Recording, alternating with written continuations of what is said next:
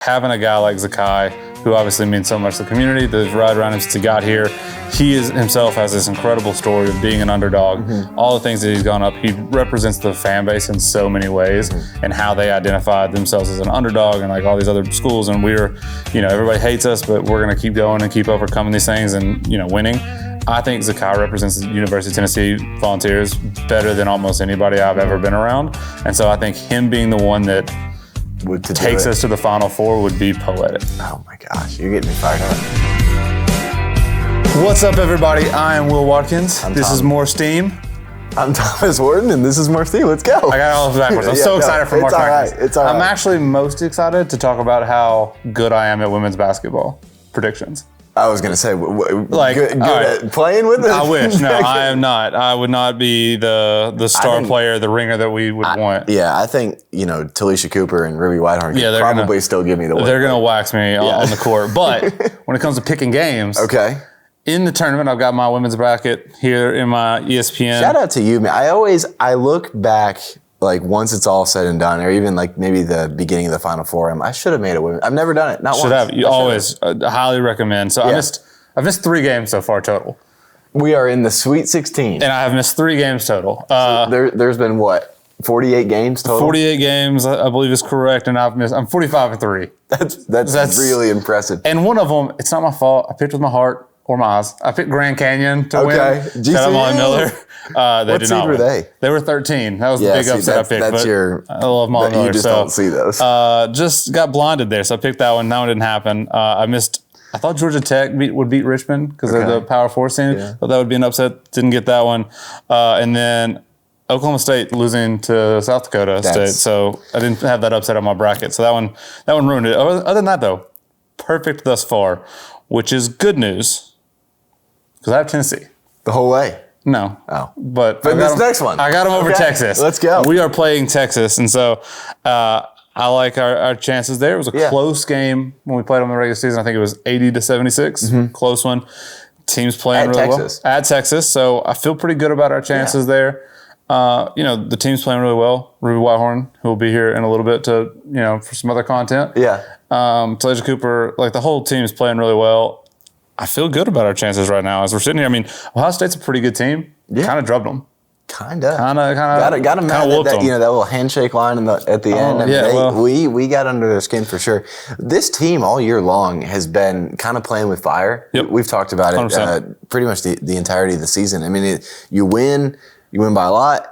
When we lost by a little. I mean, just the style of play is so hot and cold, and that's why you saw some of those late season losses as I don't want to say fell apart down the stretch, but definitely didn't have the hit a little rough patch there. And sure. It seems like we've rebounded. So I'm excited to watch them play Texas, and I've got my fingers crossed that let's go, keep the streak going. 45-3. Imagine I'm not making any predictions, but Kim Caldwell in the Elite Eight her first year. Oh, it's unbelievable. I mean, that would be. I mean, the season's already a success. I think we talked about it in some previous episodes. Like, you just want to see that she's got the capability, and she absolutely does. So, excited to see them play. But now, let's talk men's. Let's talk men's basketball. It's the game I've been sweating all week. Dude. I'm uncomfortable. I'm nervous. I don't like it at all. It's the one I was dreading. I didn't want this matchup. I did not want to play Kentucky. When I made every single one of my brackets, I'm like, dude, give me anybody but Kentucky. Anybody but Kentucky. Here we are. Do you think so? I mean, it's not even worth saying. Beat us twice. Yep. We're 0-2. We've had a fantastic regular season, solid run in the SEC tournament. Obviously, could not ask for a better result in the NCAA tournament up until now. The real only massive blemish on this season, you don't like that Florida loss earlier in the year, but it was early and it was at their place. And then we got our 20-point win. Yeah. Oh yeah. So that's what I'm saying. That kind of neutralizes that. 2 losses to Kentucky. How do you feel? Horrible. Okay. Battered ball syndrome in full effect. Full effect. But it's all cured. If you win Friday, all goes away. Yeah, man. Winning covers up a whole. Winning cures all, and beating a Kentucky team that feels so entitled to be, on to the next round. Give me that win, and that'll cure all. Like, still want my Final Four because we don't have one yet. But even if we were to trip up in the next round against Houston or Purdue, Purdue actually would break me. Houston, if we played Houston and lost to them and didn't get our Final Four, but we knocked Kentucky out, still be really happy with the season. I think it's Houston. I don't know. If we have to go, I mean, actually, it would be poetic if to exercise our Final Four demons, the road is Kentucky, Purdue to get there. That actually would be the storyline that makes the most sense for us. So now I'm kind of hoping for it. Let's just exercise all these demons. Let's get it Let's out. take on Kentucky. This is the year. Let's take on Purdue. Let's make it happen. Okay. Give me my Final Four. Dude, it's on the line. It's on the line. The writing may be on the wall. I think it's there for the grabs. You know, I think feel good. This is the team that they've all deserved it. They've all been good. Don't get me wrong. But like having a guy like Zakai, who obviously means so much to the community, they've ride around him since he got here. He himself has this incredible story of being an underdog. All the things that he's gone up, he represents the fan base in so many ways and how they identified themselves as an underdog and like all these other schools. And everybody hates us, but we're going to keep going and keep overcoming these things and, winning. I think Zakai represents the University of Tennessee Volunteers better than almost anybody I've ever been around. And so I think him being the one that takes us to the Final Four would be poetic. Oh my gosh, you're getting me fired up. There you go. That's what we're Let's here go. For. It's too early. It's Wednesday. I got to focus. I've got nothing to do. I am doing no work between now and Friday. Probably I'll just be sweating out possibilities for the game. But I love this team. I mean, Zakai, Jemai, all those two guys specifically. I like the other guys, but those two guys, it just means so much to them. And like, again, I think you can see the fan base reflected in those two guys. And so like, I want them to get to that Final Four for our fans so bad. And I mean, not to even, it's obvious, but the game being in Indianapolis, like it's within earshot of both, Lexington, us. Like that is going to be an environment. 100%. I don't love. Do you see they're playing it in Lucas Oil? So they're literally they're curtaining off half the stadium. Doing it perpendicular. I get it because like there's not like there's a good option to play basketball in a big arena in Indianapolis. Yeah, it doesn't. Where would you play it? It's not like you have an NBA team with a nice facility there, like that. They do. That would make way more sense. It's a concert. They have like a. I'd love to know how many tickets exactly they're selling more than the actual basketball arena. Because like, is it worth it for the product to be that much worse? I don't think so at all. It can't be. Like, just charge a premium on the other ones. I don't know, but like it's sacrilegious to have basketball played in a football stadium. 100%. I hate it. I hate it so much. Even in the Final Four? Yes. Okay. I hate it. I don't think it should happen. You should be playing basketball in places built and designed to play basketball. For basketball. Like, I don't even like when they do football games in Wrigley. Like, I don't like that. Like, I don't want any of that. I want the stadium that it was made for, like the shrine to that sport. Traditionalist. Give me that. Like, okay. I wish the Final Four was all in like old school basketball arenas. That would be cool. Like, that would be way better. Yeah, that would be sick. I don't know. I will personally, unfortunately, I'm not making the trip to Indianapolis. So I'd be interested to hear just the dynamics of it, how it all lays out. I'll definitely want to hit up some of my friends that are going. But yeah, do you think being in a bigger stadium, sometimes you see the depth perception or different? I mean, it's indoor, so you're not going to have any like elemental things. But do you think that? But it definitely throws off your. Yeah. I mean, I don't know what the statistics are, but I would bet that they kind of back that up. That shooting.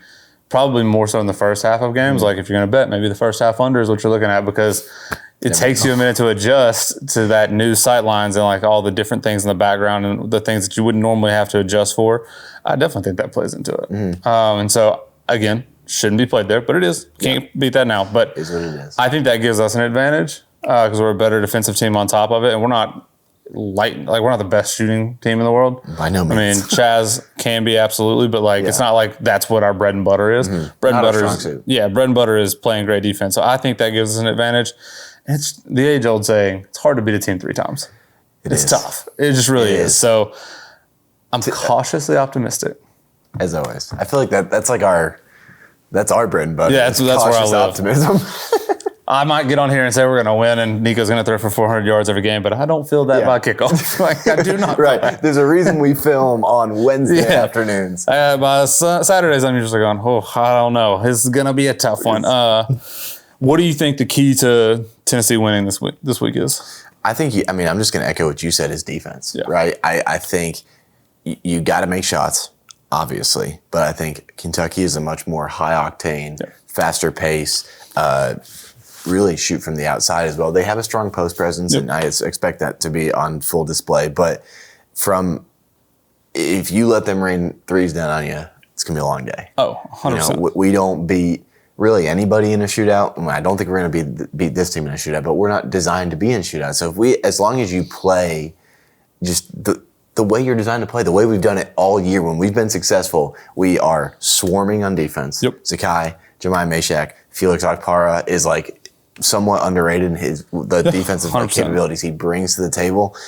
And then you need a guy. Oh, I agree. It could be Chaz with 25 and 4 threes. It could be Gainey's done it sometimes. Yeah, that's Igor's stepped up sometimes. We haven't seen Gainey kind of go off in the tournament yet, like you did in the season. So it might be Tom. It might be Tom. He's one of those dudes you kind of have to give him the opportunity. Yep. He may not just take it. If not to wish anyone go down, obviously on really either side, but if someone is in early foul trouble or just needs a breather, it's like that's when Jordan Gainey steps up. It's like, okay, I'll be the guy for 10 minutes. Gainey's a good one. I actually didn't think about him. Mine's going to be, I think it's Jemai and Chaz are the keys. Mm-hmm. I think it's if Jemai plays well offensively, mm-hmm. I think nobody can beat us. Every point that Jemai gets is like bonus. It's like, sweet, he scored. You're like, he's going to play incredible defense, but if he comes out, hits a couple shots, puts up 8, 10, 12, 14 points, we're a problem then. Mm-hmm. And if Chaz plays like he has been, we're a problem. Yeah, all reliable. Like, that guy's been unreal. So Zakai is what he is. He's going to be incredible. He's probably going to have like 15 and 7, 15 and 8 mm-hmm. every time. You know what you're getting from him. Rinse and repeat with Absolutely. So I think Chaz and Jemai are the keys to me on if we advance or not. And I think we do. And as I've talked myself into it here, I want Kentucky and I want Purdue. Okay. I want to exercise those demons. Okay. I want my Final Four run, and I just want to go through all of the enemies of our past. Yeah.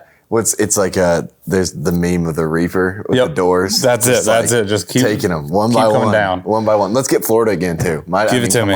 Like who? Real quick. Who would the worst path that we could have as far as demons? I think Florida would be in the finals. Would be the championship. Yeah. Give me. Let's just make it the gauntlet for us. Give me Kentucky this week. Let's beat them. Then give me Purdue. Let's beat them. Yep. And then I think we're safe because they'll either be Duke or Alabama. Okay. And give me either of them. Yep. And then give me Florida in the championship for a national championship. Just run it. Let's just run through. Run the table. Do you know how insufferable our fan base will be if we run through that gauntlet? I mean, I would say Knoxville would burn down, but I think Knoxville would be fine. I think it'd be every other we're taking town. it on the road. I mean, it'd be like just torches and pitchforks and the rest of the FC. Vol Twitter, if we run through Kentucky, Purdue, Alabama, or Duke, and Florida to win a national championship, watch out. Cautious optimism would not exist anymore. We would be just ridiculously, authentically optimistic for the rest of time. Everyone already hates us. They would hate us so much more. I'm here for it. I'm rooting for it. There would be people in foreign countries humming Rocky Top in the morning. Absolutely. We would start like the Roman Crusades, like the Tennessee Crusades. We're just spreading volunteer fandom to the world. Like, you're going to see Patone 151 in like Scandinavia, man. I'm here for it. Well, we're going to keep it short and brief this week. That's this week's episode. We will be back next week to talk about all the things that happen and go through, the Final Four. Because we're going to be there after we do it. Let's do it. Looking forward to next week to talk Final Four. We'll see you guys next week. Good luck.